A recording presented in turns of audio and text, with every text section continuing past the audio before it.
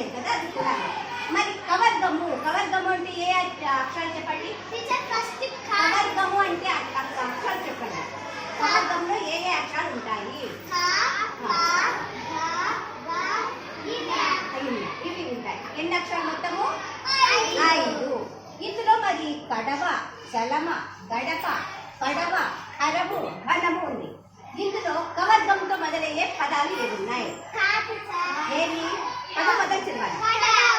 కడవ, గడప, పరము, ఘనము. మరి చలము కాదా? ఎందుకు? చలము ఇది కవర్గంలో ఉందా లేదా? కవర్గంలో లేదు కదా. మరి ఇక్కడ మహాప్రాణులు, మహాప్రాణులు ఇందులో ఏదో చెప్పండి. ఏమది? తర్వాత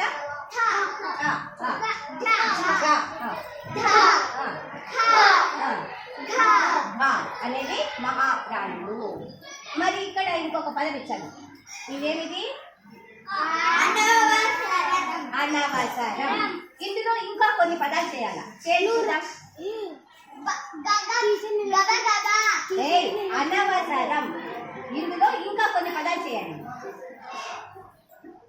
2 అక్షరాలు, 3 అక్షరాలతో పదాలు వస్తాయి కదా. సరం, వెరీ గుడ్. ఇంకా వరం, వెరీ గుడ్. ఇంకా వనం, వెరీ గుడ్. సూపర్. అనుకరణ ధ్వనులు, అనుకరణ ధ్వనులు అంటే తెలుసా మీకు?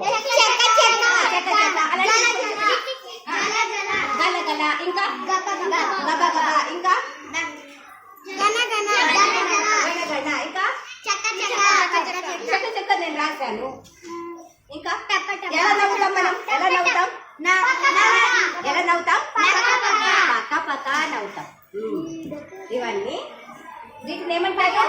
ఏమంటారు? ఏం ధ్వనులు అంటాం వీటిని? అనుకరణ.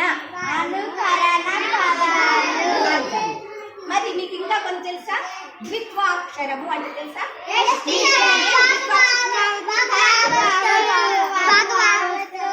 అలా వస్తే దాన్ని ఏది ఒక ద్విత్వాక్షర పదం చెప్పండి. దివ్య, ద్విత్వాక్షరం ఎక్కడండి? మాకు పావతిస్తావా? దివ్య అంటే ఏమిస్తాము? దివ్య అంటే ఏమిస్తాము? మరి అది ద్విత్వాక్షరమా? సంయుక్తాక్షరం, వెరీ గుడ్. అదేమది? సంయుక్తాక్షరం. మరి ఇప్పుడు చెప్పండి, మరి ద్విత్వాక్షర పదం ఒకటి చెప్పండి. ఉదాహరణ చిట్టి, వెరీ గుడ్. చిట్టి, పుట్టి.